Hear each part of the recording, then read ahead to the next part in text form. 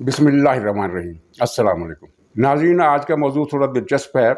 इसमें हमने ये बताना है कि ये जो आप सुन रहे हैं कि फ़ौज के अंदर फ़ौज की क़यादत के ख़िलाफ़ बगावत कराने का इमरान खान का जो मनसूबा है वो रूबा अमल है। और कई हज़रात से आपने ये भी सुन लिया होगा कि वफाकी हुकूमत की भी इस पर नज़र है और फ़ौज की क़यादत की भी इस पर नज़र है। लेकिन मैं उससे आगे की इत्तला देना चाहता हूँ कि जनाब ये एक नहीं 3 मनसूबे थे और तीनों के तीनों नाकाम हो गए। इनमें से 2 मनसूबों के बारे में तो आप जानते होंगे, लेकिन तीसरे मनसूबे के बारे में शायद आपने ज़्यादा ना सुना हो। हालांकि इस तीसरे मनसूबे में कुछ दिलचस्प किस्म के वाक़यात भी पेश आए।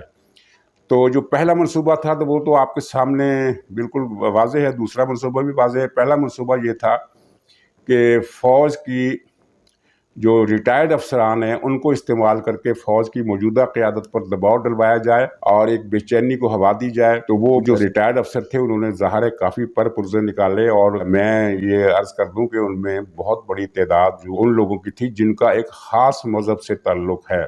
और ख़ास मज़हब जो है वो ज़ाहिर ईसाइयत नहीं है, हिंदुइज़्म भी नहीं है, सिखिज़्म भी नहीं है। वो कौन सा मज़हब है आप समझते हैं? एक ही ख़ास किस्म के मज़हब के लोग थे।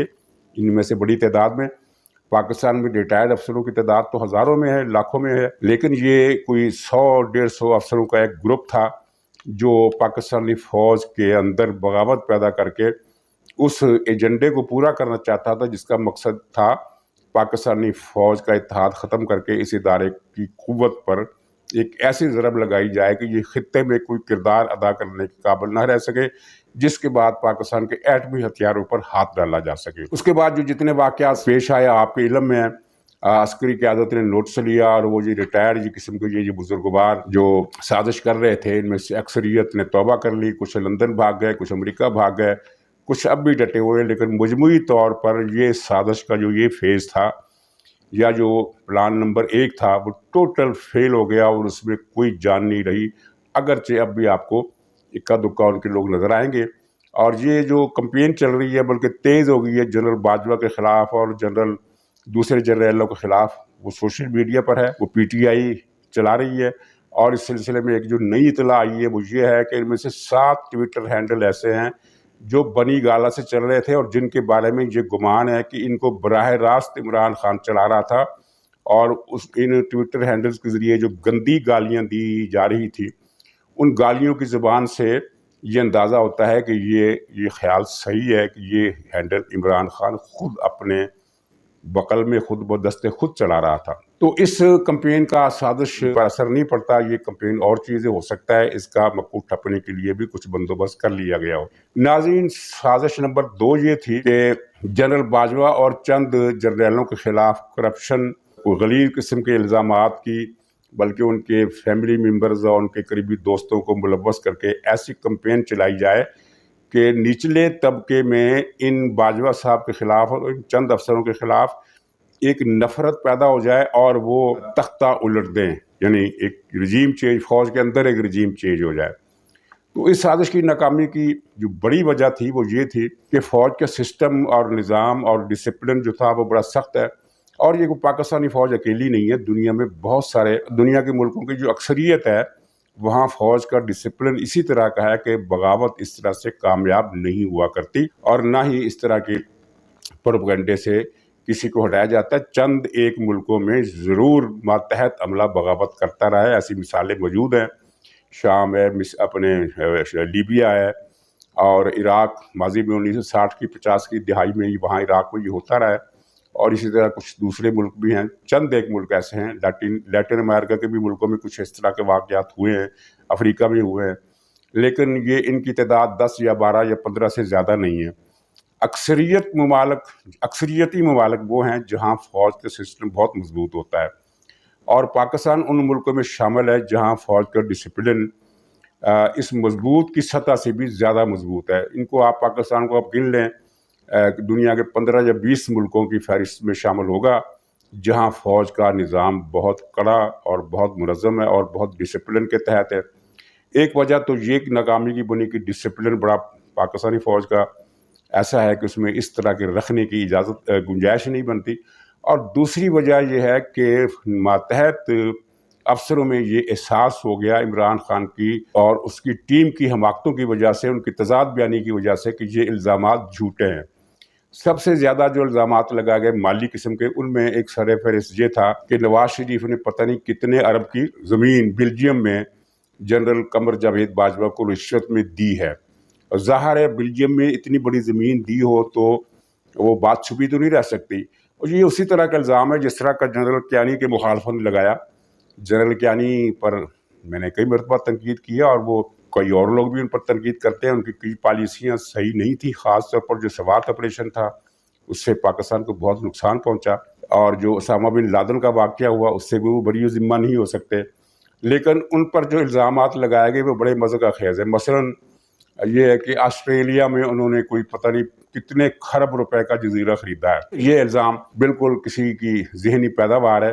بات یہ ہے کہ اگر کسی جنرل کے پاس، ریٹائرڈ جنرل کے پاس اتنا بہت زیادہ پیسہ ہے تو وہ وہاں کو بزنس امپائر کھڑی کرے گا، کوئی محلات بنائے گا، ایک جزیرہ خرید کر اس میں الگ تھلگ رہ کر اتنی رقم۔ یہ بالکل بے معنی اور بے عقل قسم کا الزام تھا، اور ویسے بھی خلاف واقعہ، اور اس کو کوئی بھی نہیں مانتا۔ پاکستان کے اندر میڈیا کے جو لوگ ہیں یا فوجی افسر ہیں یا بیوروکریٹ ہیں یا سیاستدان ہیں، ان میں سے کوئی بھی اس الزام کو نہیں مانتا۔ لیکن آپ نے یہ دیکھا ہوگا کہ یہ الزام سوشل میڈیا پر بڑے تواتر سے چلایا جاتا رہا ہے، اور ظاہر ہے لوگ متاثر ہو جاتے ہیں جب ان کے سامنے ایک آپ پیش کرتے ہیں کہ یہ آسٹریلین ٹائمز نے یہ خبر چھاپی ہے، اور اس کا عکس بھی لوگ سمجھتے ہیں کہ ہاں بھی اخبار میں چھپی ہے تو بات درست ہوگی۔ اس نام کا کوئی اخبار ہوتا ہی نہیں جو یہ عموماً سوشل میڈیا پر ڈالتے ہیں۔ کمپیوٹر کی مدد سے آج کل کوئی بھی آدمی اپنے گھر پر بیٹھ کر ایک اخبار کا فرنٹ پیج، فرضی اخبار کا فرنٹ پیج، سرخیاں، خبریں، تصویریں وغیرہ سب کچھ لگا کر اس طرح کی شکل میں سوشل میڈیا پر ڈال سکتا ہے کہ دیکھنے والا سمجھے کہ یہ واقعتاً کوئی اخبار ہے، حالانکہ ایسا کوئی اخبار وجود نہیں رکھتا۔ تو جنرل باجوہ پر اس طرح کے الزامات لگائے گئے، ان کی فیملی ممبرز کے حوالے سے بھی لگائے گئے کہ ان کی بیٹی یا بھتیجی یا پتہ نہیں کیا ہے وہ اسرائیل کے دورے پر ہے، سب جھوٹ۔ تو ہم سے زیادہ یہ فوجی افسر جو ہیں ان کو پتہ چل جاتا ہے کہ یہ جھوٹ ہے۔ تو عمران خان کے جھوٹوں کی وجہ سے یہ الزام تراشی کی مہم بھی شروع ہوئی میں دم توڑ گئی۔ یہ دوسری سازش اس طرح ناکام ہوئی۔ اور تیسری سازش ناظرین بڑی دلچسپ اطلاع ہے، ایک کچھ لوگوں کو تصویریں سامنے رکھ کر، فریم کرا کے تصویریں سامنے رکھی گئی ہیں، اور تصویروں کے فریم میں شیشہ نہیں لگایا گیا بلکہ وہ ایک ٹرانسپیرنٹ قسم کا پیپر لگایا گیا، کیونکہ شیشے میں وہ جب ریفلیکشن ہوتی ہے تو بعض اوقات تصویر صحیح میں صحیح نظر نہیں آتی۔ تو تصویر کو صحیح اس طرح رکھا جاتا ہے تصویروں کو کہ وہ صحیح نظر آئیں، اور پھر ان پر عملیات کی جا رہی ہیں کہ ان کی موت واقع ہو جائے، یا یہ بیمار ہو جائے، یا ان کا دماغ خراب ہو جائے اور یہ خود استعفیٰ دے دے، یا یہ مر جائیں۔ اس طرح کی عملیات کیے جا رہے ہیں۔ تو اس میں یہ ہے کہ ان کی یہ ناقص معلومات ہیں۔ جادو کے لیے ضروری ہے کہ آپ کے پاس دو میں سے ایک چیز ہو، یعنی یا تو جس پر جادو کرنا ہے اس کے جسم کا کوئی حصہ، مثلاً بال، دانت، ناخن، کوئی چیز، یا ایسی چیز جس سے آپ کے شکار کا جسم ٹچ کرتا رہا ہو، یعنی کپڑے وغیرہ۔ یا پھر دوسری صورت یہ ہے کہ آپ اپنے شکار کو ایسی چیز کھلا دیں یا پلا دیں یا اس کے تکیے میں رکھ دیں کہ وہ اس سے اس کا سر ٹچ ہوتا رہے اور اس پر جادو ہو۔ یہ دونوں طریقے جو تھے یہ ناکام ہو چکے۔ ماضی میں آپ نے سنا ہوگا کہ پتلے برآمد کیے گئے جن میں سوئیاں چبھی ہوئی تھی اور جن میں کچھ بال بھی استعمال کیے گئے تھے، پتہ نہیں وہ کس طریقے سے ان لوگوں کی چیزیں حاصل کی ہوں گی، وہ ناکام ہو گیا۔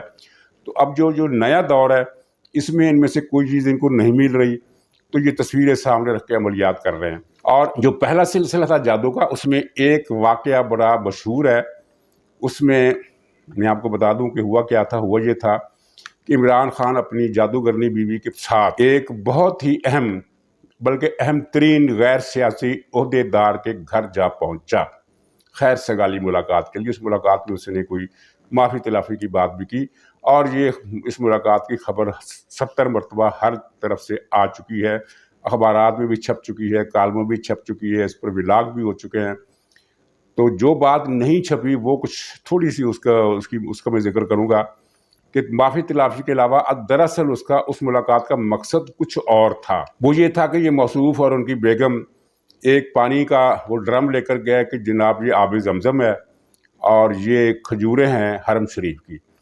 انہوں نے گھر میں داخل ہوتے ہی ان کو تھما دیا اچھا یہ خبر جو ہے یہ پھر خود اس شخصیت نے اپنے لوگوں کو بتائی کہ وہ کھجوریں اور پانی میں نے واپس کروا دیا. واپس اس طرح کروایا کہ وہ اندر ملاقات ہو رہی تھی تو انہوں نے یہ دونوں چیزیں اپنے ملازم کے ہاتھ ان کی گاڑی میں جا کر واپس رکھوا دی, واپس کر دی.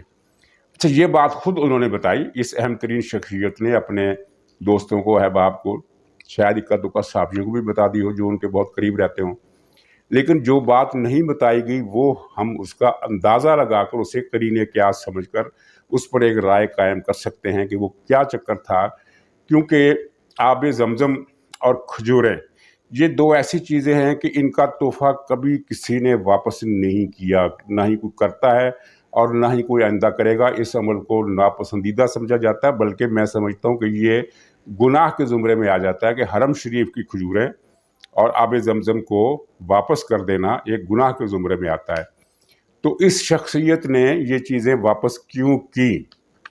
اس شخصیت نے یہ نہیں بتایا کہ میں نے کیوں واپس کی, لیکن اس کی ایک ہی وجہ ہو سکتی ہے, وہ آپ سمجھ سکتے ہیں کہ دراصل ان کھجوروں پر کچھ پڑا ہوا ہوگا اور اس پانی پر بھی کچھ پڑا ہوا ہوگا, اور اس غیر سیاسی اہم ترین شخصیت کو اس بات کا شبہ ہوگا کہ لینے کے دینے نہ پڑ جائے, میں ایسے ثواب سمجھ کر رکھ لوں کہ حرم شریف کی کھجوریں کھانا ثواب ہے, آب زمزم پینا ثواب ہے, تو میں ایسے ثواب کا ذریعہ سمجھ کر رکھ لوں, اور بعد میں پتہ چلے کہ اس نے تو یہاں گھر میں کوئی کوہرام بچا دیا جادو کے ذریعے, کالے علم کے ذریعے. تو میرا خیال ہے کہ یہ جو صورت تھی یہ اسی سلسلے کی کڑی تھی کہ جب وہ کپڑے کے گڈوں پر اور پتلوں پر جو سوئیاں گھونپ کر عمل کرنے کی جو کوشش کی گئی تھی وہ ناکام ہو گئی. تو اس کے بعد پھر یہ دوسری واردات کی کہ اس وقت یہ عمران خان وزیر اعظم تھا, اور ابھی جس بات کو یہ سازش کہتا ہے اس کے نقش و نگار ابھی واضح نہیں ہوئے تھے. بیچ بیچ میں بات تھی کہ کچھ چل رہا ہے, کچھ ہونے والا ہے, اس طرح کی باتیں میڈیا میں بھی آ رہی تھی, لوگوں میں بھی سرگوشیاں ہو رہی تھی کچھ ہونے والا ہے. لیکن عمران خان کو کوئی کلیئر اندازہ نہیں تھا, اسے صرف یہ اندازہ تھا کہ عسکری قیادت مجھ سے ناراض ہے, کوئی دوری آ گئی ہے, ایک پیج جو ہے وہ پھٹ چکا ہے. تو ایک طرف یہ صلح صفائی کی کوششیں کر رہا تھا, دوسری طرف جادو ٹونے کروا رہا تھا کہ ان سے نجات ملے. اور پیج پھٹنے کی بات اتنی اہمیت نہیں رکھتی جتنی اہمیت عمران خان کے یہ پلان تھا کہ جنرل باجوہ صاحب تو میرے کسی کام کے نہیں رہے, میں اپریل سے پہلے یا اپریل کے اندر باجوہ صاحب کی جگہ ان کو فارغ کر کے ان کی جگہ جنرل فیض کو اپوائنٹ کر دوں تاکہ اپنا تاحیات منصوبہ جو ہے اس پر عمل شروع ہو سکے. تو یہ اسی سلسلے ایک کڑی تھی یہ آب زمزم اور کھجوروں کا قصہ. تو یہ تیسری اسکیم جو ہے اس کا باقی ماندہ حصہ جیسا کہ میں نے بتایا کہ اب تصویروں کو فریم کرا کے تاکہ وہ ان میں سلوٹ نہ پڑے اور ان کا وہ کارڈ جو ہے وہ سیدھا رہے, اور شیشہ بھی ہٹا دیا گیا کیونکہ شیشے سے جو ریفلیکشن ہوتی ہے وہ تصویر کی شکل تھوڑی سی بدل دیتی ہے یا کچھ اس میں فرق آ جاتا ہے. تو ایک ٹریسنگ پیپر بڑا ٹرانسپیرنٹ قسم کا وہ لگا کر اب ان پر عملیات پڑے جا رہے ہیں. اور میں آپ کو بتا دوں کسی عالم کے پاس جانے کی ضرورت نہیں, یہ عمل بھی اس کا ناکام ہوگا. گویا کہ فوجی قیادت میں یا فوج میں بغاوت کرانے کے تینوں منصوبے فلاپ ہو گئے. اب اس کے پاس کوئی منصوبہ چلانے کی نہیں رہا ہے, کوئی تیر آزمائی کا موقع نہیں رہا ہے, کوئی توپ اس کے پاس نہیں رہی ہے, کوئی سرپرائز اس کے پاس نہیں رہا ہے. اس کے پاس اب ایک ہی چارہ کار ہے, وہ 5 رکنی بنچ. تو ناظرین اجازت دیجیے, انشاءاللہ اگلے بلاگ میں پھر ملاقات ہوگی. تب تک کے لیے خدا حافظ.